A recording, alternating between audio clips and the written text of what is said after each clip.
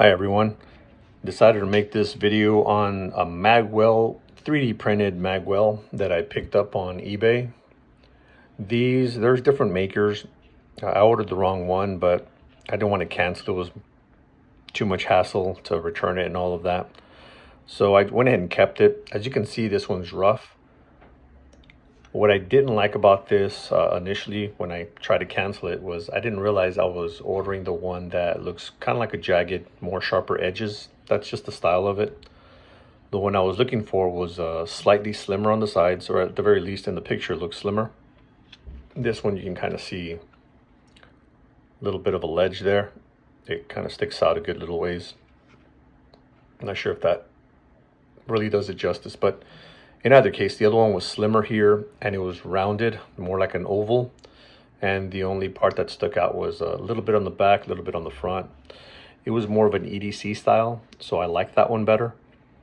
But unfortunately, I ordered this one and I went ahead and kept it. I figured for a few dollars, it's not too bad. I do plan on getting some sandpaper. As you can see, it has very, very rough edges, but it was about $15, I think. Same thing with the inside, very rough. This would make a difference if you're going to get this to actually have it give you faster reloads, because obviously if you throw the mag in there, it could get caught on these little edges here. So I do plan on smoothing that out, mostly for the aesthetics of it. I thought about rounding this out as well, but I figured it's going to make it look uglier, so just leave it as is. This is pretty straightforward. You'll find a few of these online, something similar to this effect, where it has these little pieces that go up that cover that opening that are supposed to be there so that you can strip out a magazine. I've never seen anyone have to do that ever. I'm sure there's someone out there, oh, I've had to strip. You hardly ever have to strip out a magazine. It's pull it out, sure, but strip it out because it's stuck. It's probably something wrong with your mag release, most likely, because there's really nothing on a gun that's gonna hold on to it that tight that you have to like rip it out with that much force. But I do get it for competition shooting. You just want to have more access to the magazine for better grip, so I get that. On this magazine well, what I do plan on doing it, like I said, smoothing it out and then taking it out to the range. I did have a couple of people hold this. I personally didn't like it, but I think it's just my size of my hand, not so much the magazine well. I didn't realize that this not being curved was going to make that much of a difference, because I wouldn't think that it would, but it does. When I grab it, it pushes up on my hand, locks it in, which is what I like about Magwells. The issue here is this squeezes my hand so much that I feel my middle finger can't really fit, and I feel it squeezing up here. Again, gives you a better like choke on the gun, but it's when you actually grip your hand, it squeezes to the point that it's uncomfortable. That, and I still haven't had a chance to change out the mag release for the extended one, which makes this pointy part be higher so it doesn't jab into my finger. So that was also now exaggerated because it's really pushing up on my hand.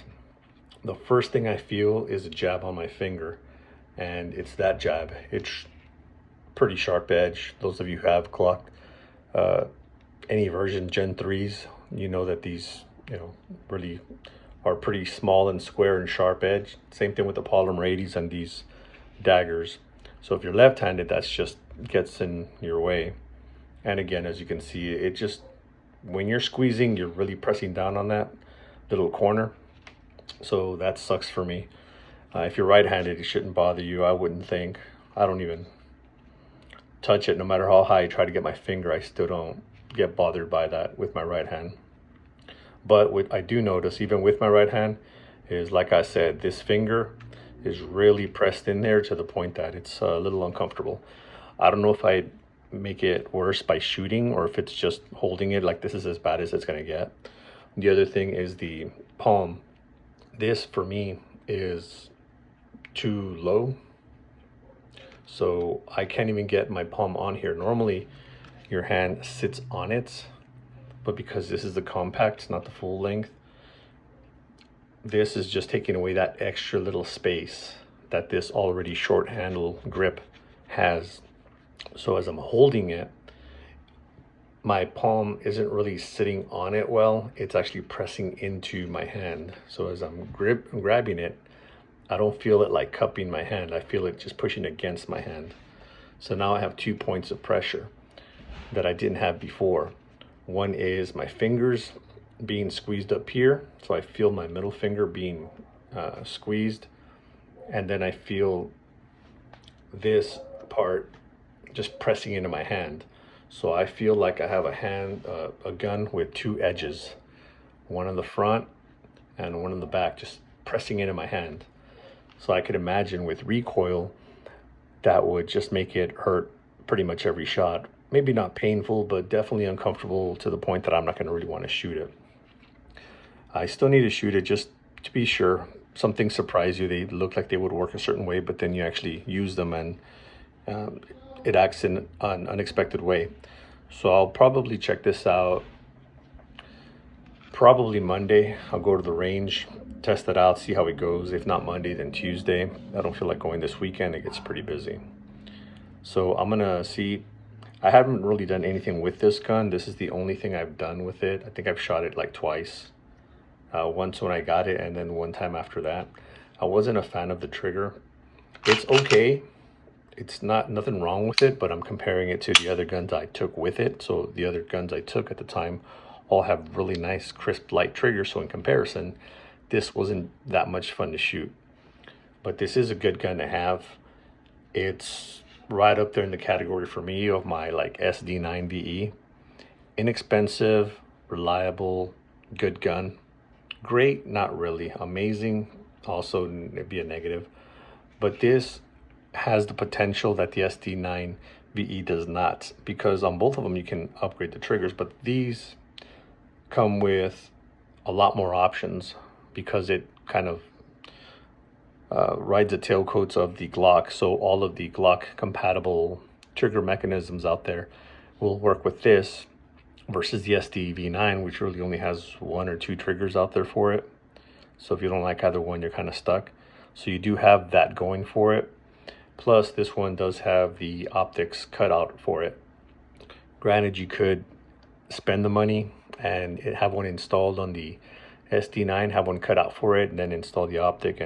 But that's going kind of above and beyond, being that they're budget guns. This, for the budget, already comes with it.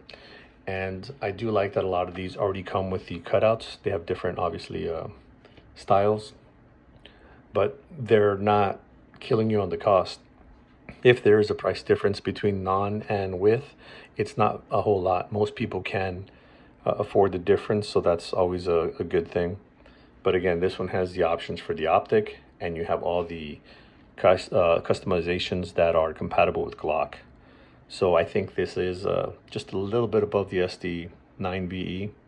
Again, I haven't done anything to it, so it has the original guide rod. I'm not really a fan of those. Same thing with the Glocks. Their guide rods are okay. I just don't like the way they feel. It reminds me of like an old style mattress bed spring.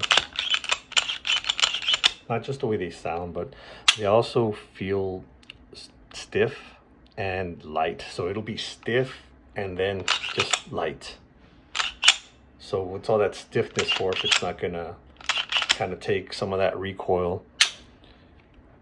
Like on the other one that I had. This one is not too bad. I've had others that are worse where I shoot and you would have thought it was like the hottest 9mm ammo because the spring really didn't do too much. You could feel the slide kind of hitting back. So I don't know if that's just a thing with the standard ones or because they assume people are going to change them out. They just send out the cheapest ones they have, which for the most part, I think personally suck. So I would change out the guide rod and the trigger. Everything else, I mean, I'd leave it as is. Maybe add an optic later on.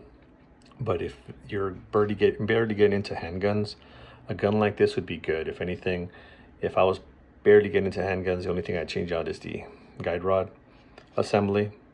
And then later, if you have a little extra cash, definitely the trigger. In the meantime, you could just polish up the trigger. But when you're first getting into handguns, everything seems expensive. So I could see how someone would be reluctant to kind of do that. but it is an option, and you have some relatively inexpensive triggers you can install on here.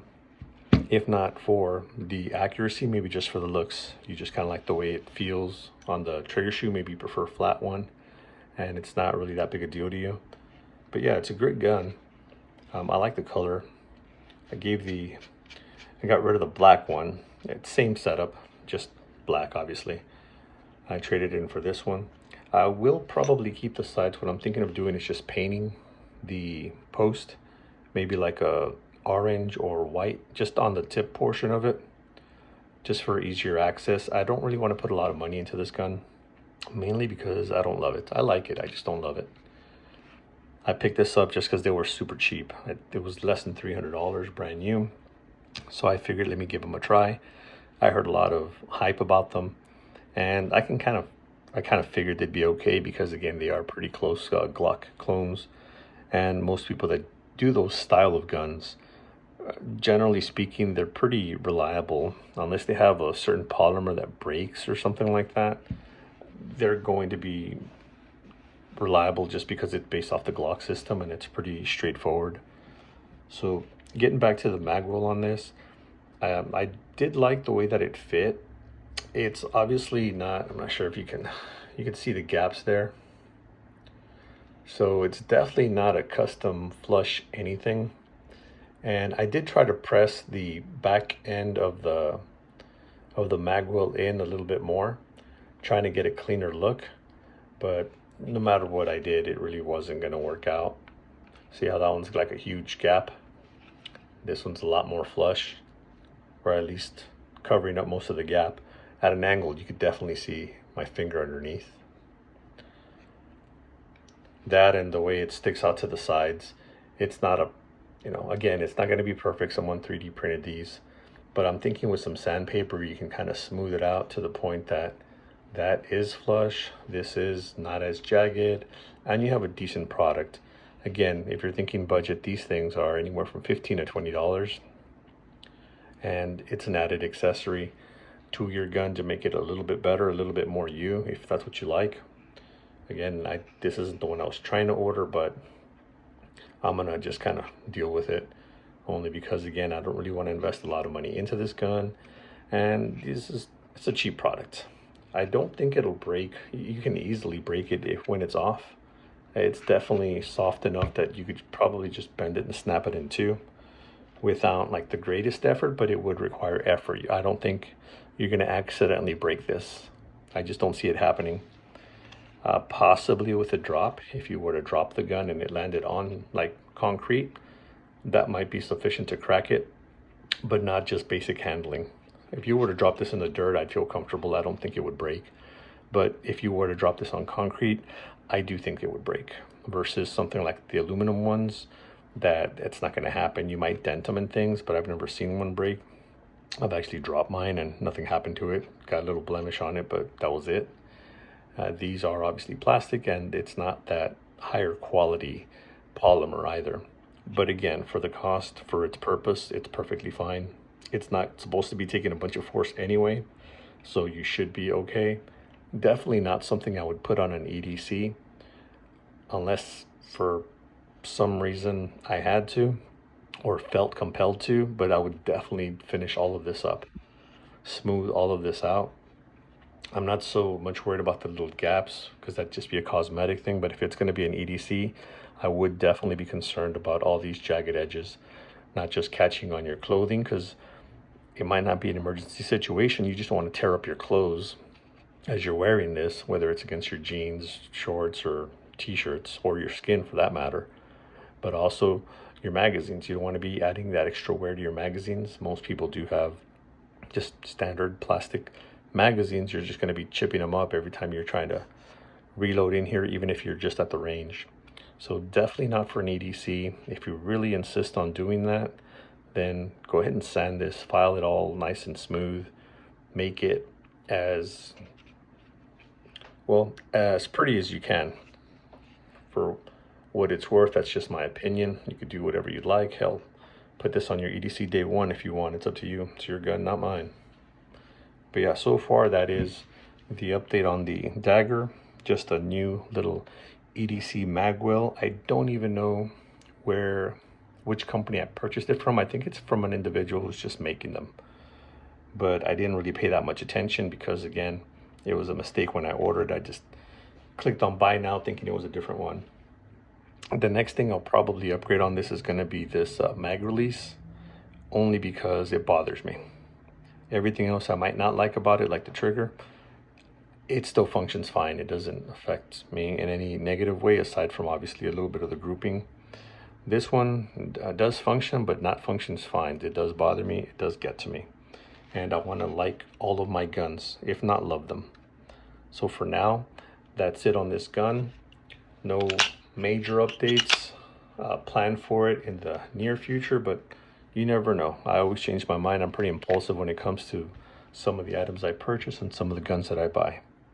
Let me know what you think or I need on this, or what you might have on your Dagger that differs from this one.